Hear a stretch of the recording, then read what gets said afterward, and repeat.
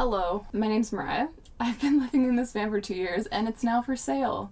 Officially. This will probably be the video that I link for all of my listings and stuff, so if you're here thinking about buying the van, hi, and if you're just here because the algorithm brought you here, hello. Nice to see ya, nice to meet ya, nice to know ya. What am I saying? Today I'm just gonna walk through the van. I'll talk about all the things that I love and I'll also touch on why I'm selling, who I want to buy this van, and yeah, I don't know. I'm gonna do a lot of talking, so buckle in, I suppose. The van itself is a 2019 Ford Transit 130-inch wheelbase 150. It currently has 63,400 miles, and I'm still currently living in it. I'm hoping to sell it out of the Seattle-Tacoma Airport in Washington, and so it'll probably have somewhere around 63,700 miles on it. I've lived in this thing for 2 years, pretty much full time. Everything has been upkept, everything's been fancied schmancied. The actual engine and stuff has had regular oil changes. I use the premium oil. What's it called? I don't know what it's called. I can't remember. I got my brake pads changed this December, so 8 months ago. I want to say that I was around 50,000 when I got them changed. And the only other thing that I've had to do is the transmission full service, or the 60,000 mile service. So I'll put a list of all the things that they changed, but I got that done last week. It was $2,500, including the oil change and tire rotation, and so yeah, this baby's ready to go, sadly. I'm trying not to be emotional, but I'm sad. It's a great car. I have friends with Ram ProMasters and Schoolies and all the other things, and I will say that driving in this car feels the most like driving a normal car. I came from a Prius before this, and it feels safer than driving a Prius. With the mirrors on the side, it's just a super safe and easy, perfect first rig for somebody who's just like getting into this lifestyle. It is rear wheel drive. I did some winter driving last year, and yeah, I think if I was like a snow person or somebody who wanted to go like ski and snowboard all winter, because I have the heater inside too, which I'll get to, it can handle. The other thing is dirt roads. When you live this lifestyle and you have an off-grid camper van, you want to go down all the dirt roads, and I can go down all of the dirt roads. The clearance in this thing is amazing. I've found that I can get away with most roads that people say are 4x4. I can get through them so long as it's not sandy. Up until this point, I think I've gotten stuck. I got stuck once in a blizzard on a really crazy pass that I shouldn't have been on in Colorado. And then I also got stuck in a little patch of snow back in 2020. And all I had to do was put chains on and I was able to get myself out. Every dirt road that I've ever been on, I've been able to get through, no ifs, ands, or buts about it. So that's been pretty nice. This thing has taken care of me in the sense that like it's never broken down. I have never even had a dead battery, knock on wood. Based on everything that I've seen with this van and based on what I've seen with other Ford Transits, I can't imagine this van being a problem child anytime soon. Or ever. I don't know, but I don't want to get ahead of myself.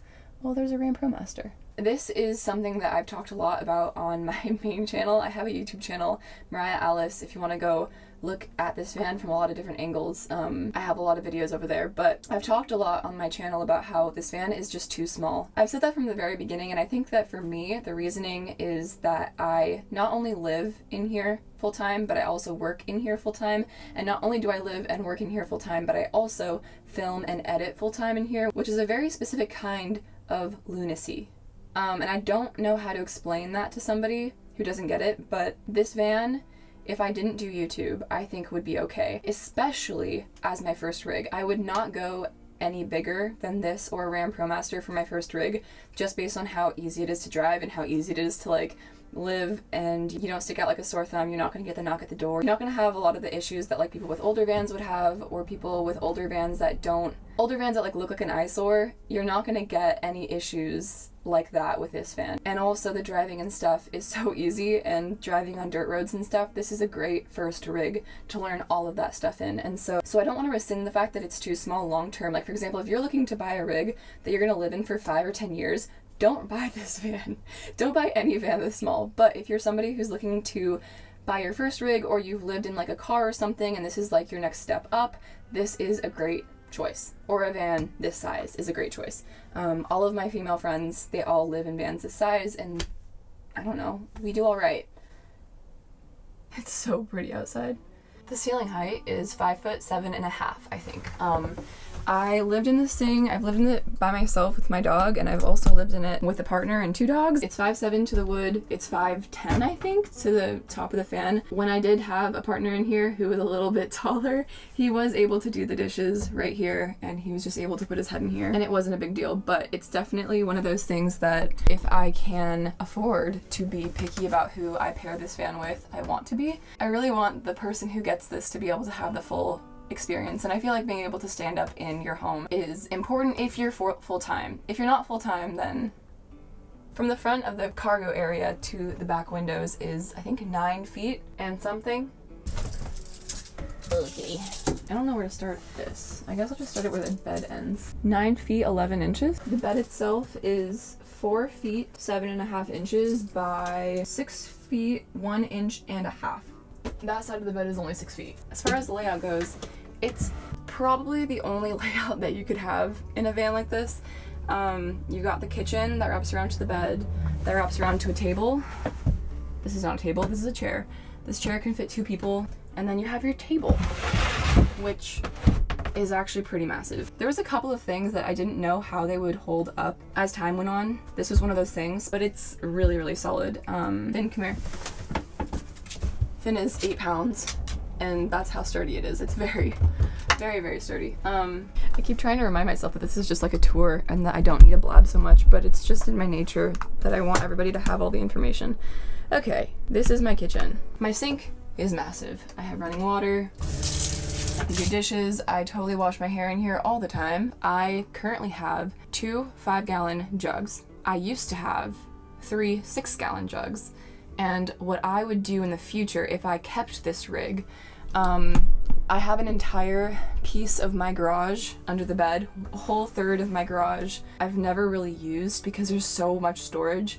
And what I've thought about doing is adding an outdoor hot water shower. You could totally fit one. You would just have to add a water tank and a propane heater. But regardless of that upgrade, you can just add more of those 5-gallon jugs because I just store them back there, and you could store like probably up to 20 gallons back there if you wanted to. So for cooking, I have this that slides out. This is absolutely unorganized. I will clean it before I sell it, but for now, this is just a demonstration.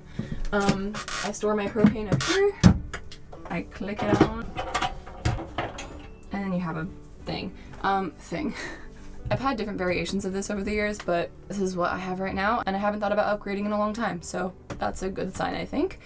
If you want to zoom in, you can see all the cute things that I kind of have. I guess I can take a second to talk about the builder.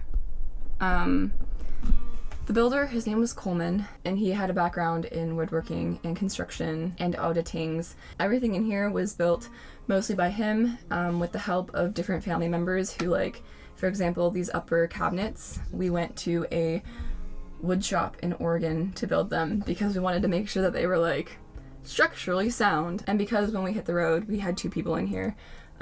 Storage was maximized, the layout was maximized. That's why there are so many little storage compartments in here that I don't use, but it's kind of nice to have. So yeah, upper cabinets running the entire length. Toiletries in this one. I have my pots, pans, plates, bowls, cups, cutting boards in this one.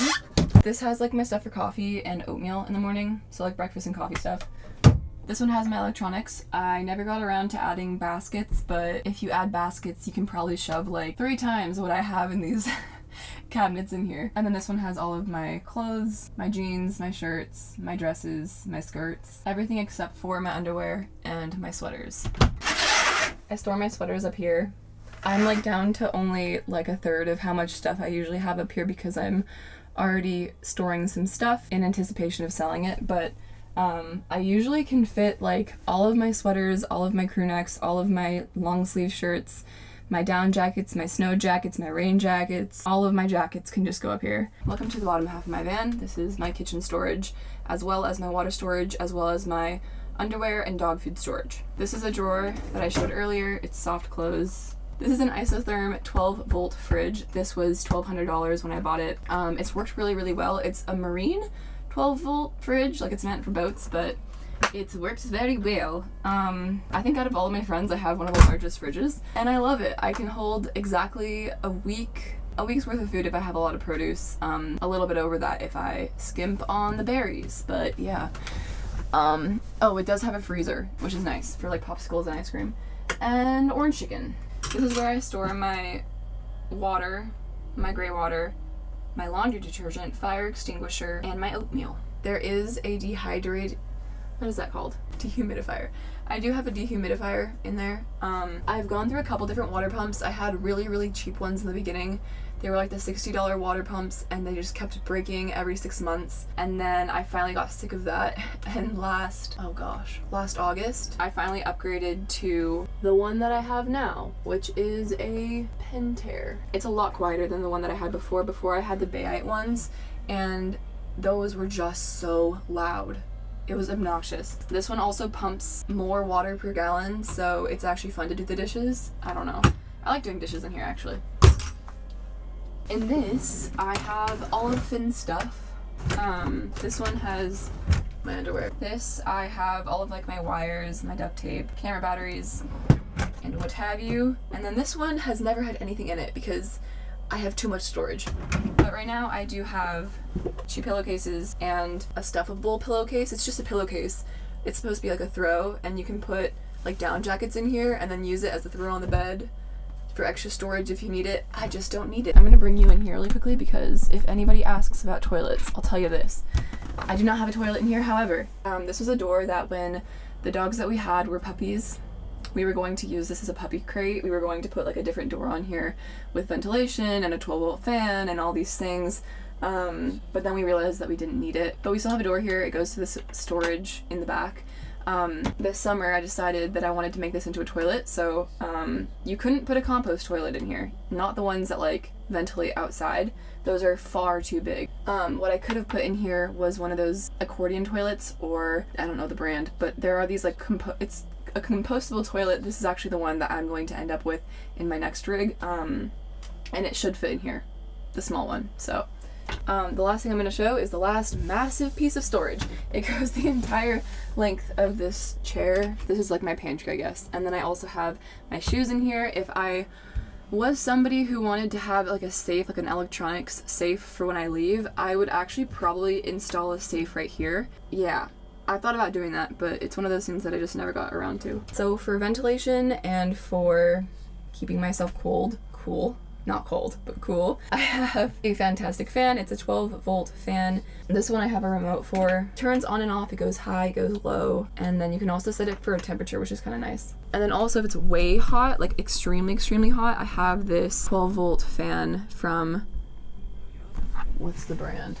Sirocco fan? I think it's a Sirocco fan. This was expensive. It was like $200, and I think it's worth it.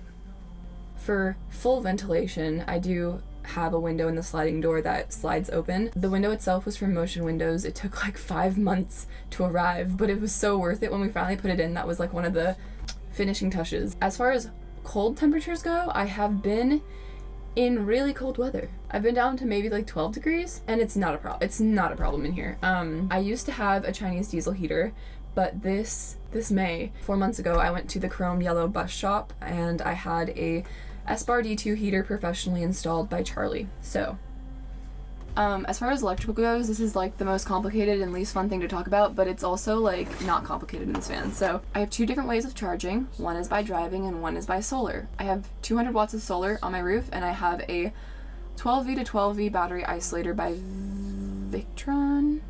And then both of those things draw into a 100 amp hour Battleborn battery.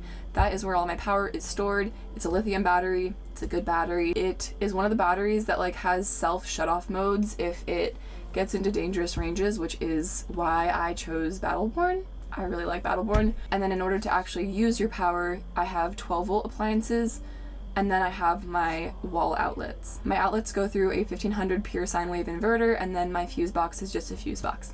There's nothing special to say about the fuse box. I love being off-grid. I mean, I don't think that I would do it any other way, but I went into the Ford dealership the other day to get my 60,000 mile expensive facelift, and the technician came into the waiting room where I was to ask me how to turn off the lights in here because he was worried about my batteries dying. And I told him, I was like, oh, I could leave my lights on for like weeks and it wouldn't be an issue, so don't worry about it unless it bothers you.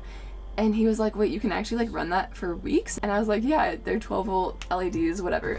So yeah, I don't worry about turning my lights off. I don't worry about my power at all. The only times that I have been in danger of running out of battery are the times where I'm not driving anywhere and I am parked in shade. Before I leave, I do want to talk about why I'm selling. And the long story short is just that I'm ready to upgrade. The longer story is that I've lived in this van for 2 years. At first, I lived in it with a partner, and then I lived in it with just my dog Finn. I've been living and traveling out of it for the last 2 years.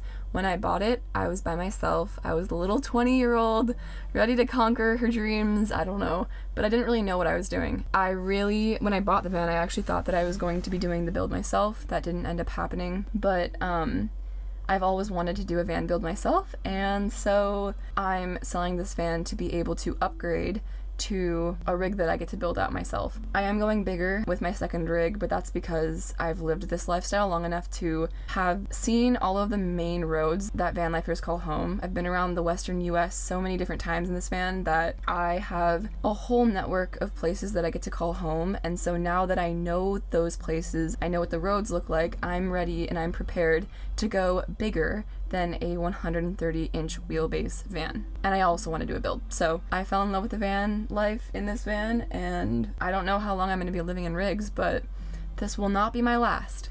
But it was my first. And now I'm going to get emotional, so I'm going to go.